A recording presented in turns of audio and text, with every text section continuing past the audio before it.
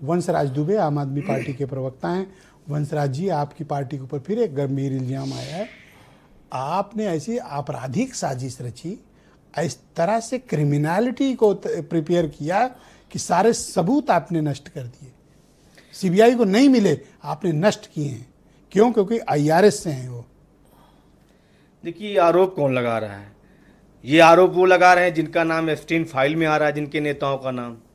और मैं तो ये कह रहा हूं कि 600 पन्ने का जो कानूनी आदेश जिसका जिक्र हम लोग कर रहे हैं, माननीय अरविंद केजरीवाल जी और मनीष सिसोदिया जी के जो पक्ष में आया, जिसमें दोनों नेता हमारे बरी हुए हैं, वो दरअसल सिर्फ आदेश नहीं, कानूनी आदेश नहीं है। उसको जब आप देखेंगे तो भारतीय जनता पार्टी की राजनीतिक प्रतिशोध का पोस्टमार्टम है। और इस बात को मैं इसलिए कह रहा हूं कि 4 वर्षों में भारतीय जनता पार्टी ने हर वो काम किया कि कैसे इस पार्टी को तबाह कर दिया जाए, बर्बाद कर दिया जाए।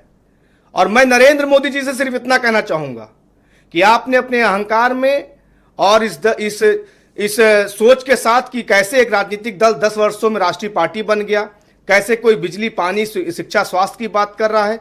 अरविंद केजरीवाल जी ने तो प्रेस कॉन्फ्रेंस में कहा ना कि सिर्फ 2 रास्ते हैं अरविंद केजरीवाल को रोकने के लिए। एक कि आप उनका कत्ल कर दो, दूसरा अगर अरविंद केजरीवाल जी 200 मोहल्ला क्लिनिक बना रहे हैं तो आप हिंदुस्तान के अंदर 2 लाख मोहल्ला क्लिनिक बनाओ। अगर अरविंद केजरीवाल जी 100 स्कूल बना रहे हैं तो आप 1 लाख स्कूल बनाओ हिंदुस्तान के अंदर। लेकिन आप नहीं कर सकते। तो मैं इसलिए कहना चाहूंगा कि तूफानों में कश्तियां और अहंकार में हस्तियां ब्रजेश जी अक्सर डूब जाया करती है। अब खोई इज्जत और राजनीति कैसे हासिल करोगे?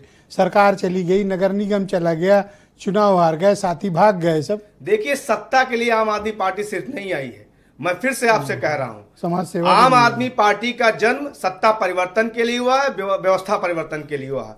और जिसको इस बात का अहंकार है कि हम ताउम्र कभी हमारी मौत ही नहीं होगी, यही बात बोल बोल के सभी पॉलिटिकल पार्टी जनता का काटती हैं। नहीं, देखिए, अगर अरविंद केजरीवाल जी दिल्ली की सत्ता से हटे हैं तो 1 साल के अंदर क्या दुर्दशा हुई दिल्ली की, आप देख लीजिए। संजय चौधरी जी, आपकी पार्टी के ऊपर इल्जाम है